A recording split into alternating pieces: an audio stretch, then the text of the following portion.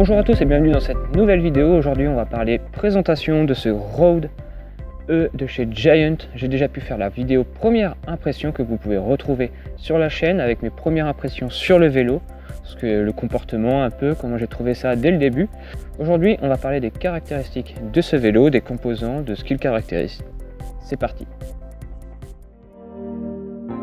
Et on se retrouve en altitude en haut d'un petit vallon. On est à Reux dans le Calvados, donc dans un pays d'Auge, c'est vraiment très joli, il y a plein de côtes avec du bon petit dénivelé. C'est le terrain idéal pour ce Giant Rode E.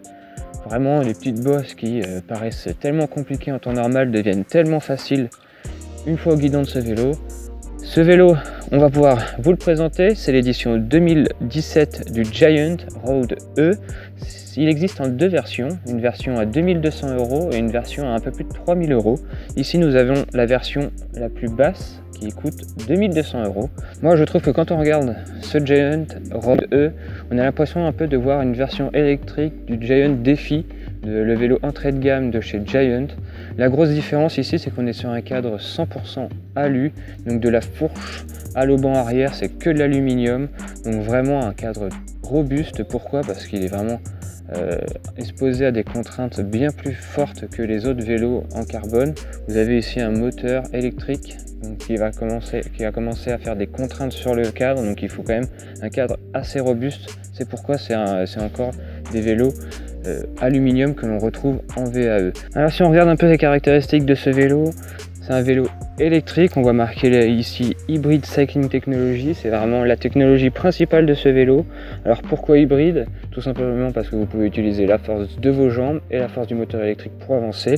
Ne vous attendez pas à un système de recharge automatique de la batterie qui va vous permettre d'aller plus loin, c'est pas du tout le cas. Pour parler un peu du côté électrique, donc on retrouve une batterie de 400 Wh, donc qui représente une autonomie. Pour le moment j'ai pu tester, j'ai pu faire, mais c'est mon utilisation, j'ai pas utilisé vraiment que l'assistance électrique, donc je peux pas encore parler de l'autonomie réelle, mais moi j'ai pu faire plus de 100 km en utilisant le moteur que dans les côtes, et dans ce cas là vraiment vous avez largement de quoi faire plus de 100 km sans hésiter, mais ça faut vraiment pas se fier à mon utilisation. Et on a un moteur Yamaha qui s'appelle Sync Drive Sport, donc un moteur Yamaha de 80 Nm. Donc je peux vous dire que le 0 à 25, quand vous êtes en mode sport et que vous commencez à pédaler, ça commence à pousser. On a vraiment une petite sensation de, comme si on était un peu sur une mobilette, ça commence à pousser, puis arrivé à 25, ça coupe directement. C'est la législation française qui veut ça. Question périphérique, comme d'habitude chez Giant, le 3/4 des périphériques sont de la marque Giant. Il faut savoir que Giant est quand même un des constructeurs numéro 1 dans le vélo en termes de fabrication de périphériques. Et ça commence par les roues avec des SR2, donc des roues à disque qui sont quand même assez larges. Et dessus, ils ont monté des pneus de 32 mm de large, donc c'est aussi des pneus Giant, très larges pareil.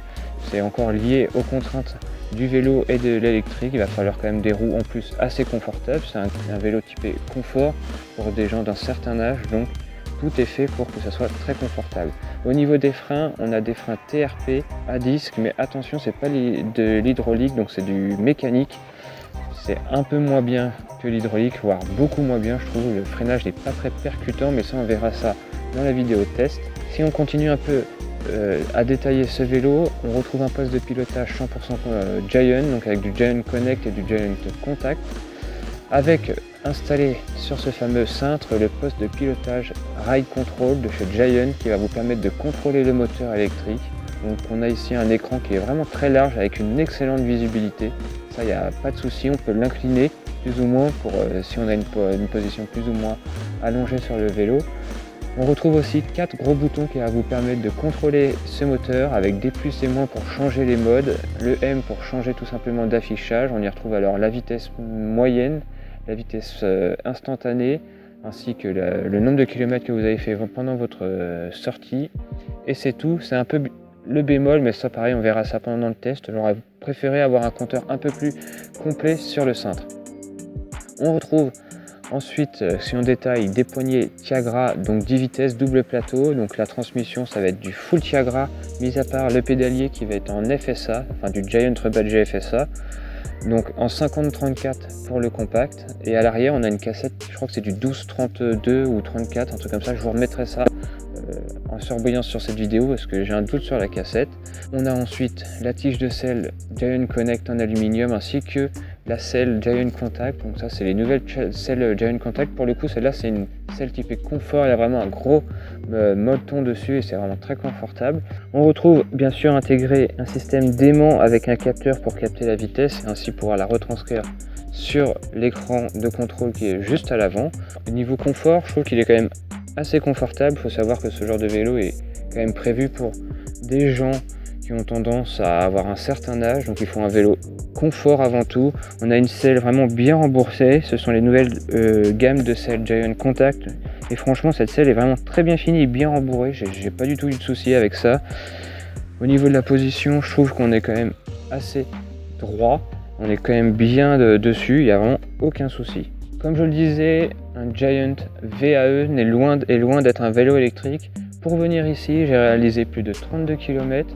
Donc j'avais des portions assez favorables, plutôt descendantes. J'ai réussi à faire du 31 de moyenne, mais honnêtement, en faisant du 31 de moyenne, j'ai utilisé 0 fois l'assistance électrique. Donc ça veut dire que j'ai pédalé tout avec les jambes. J'ai pas du tout utilisé le moteur, c'est simple. La batterie était à 77% en partant, elle est toujours au même point à l'instant. J'ai juste utilisé l'assistance pour monter la côte et arriver ici. C'est tout, sinon le moteur électrique ne s'est pas du tout allumé, comme quoi un vélo comme ça, pour moi, ne va pas être super pratique car finalement il ne va pas m'aider, il va au contraire me pénaliser car on va parler un peu de ce qui fâche sur ce vélo, enfin ce qui pour ma part fâche un peu. L'ensemble avec batterie, moteur, cadre, tout alu, il faut savoir que c'est vraiment un tout alu, il va vous peser 17 kg sans pédale, sans porte-gourde, sans gourde, donc rajoutez les pédales et la gourde, vous augmentez de 1 kg environ le vélo et vous avez un vélo à 18 kg à emmener. Dès que vous passez la barrière des 25 km/h, ça va devenir compliqué d'emmener ce vélo. Et c'est déjà fini pour cette vidéo présentation de ce Giant Road E. Si vous avez des questions, n'hésitez pas à me les poser. J'ai ce vélo encore pendant quelques jours, alors je pourrais y répondre dans la vidéo test ou les différentes vidéos challenge que nous allons réaliser avec ce vélo. Allez, moi je vous dis à très vite pour une prochaine vidéo et comme d'habitude, portez-vous bien. Ciao!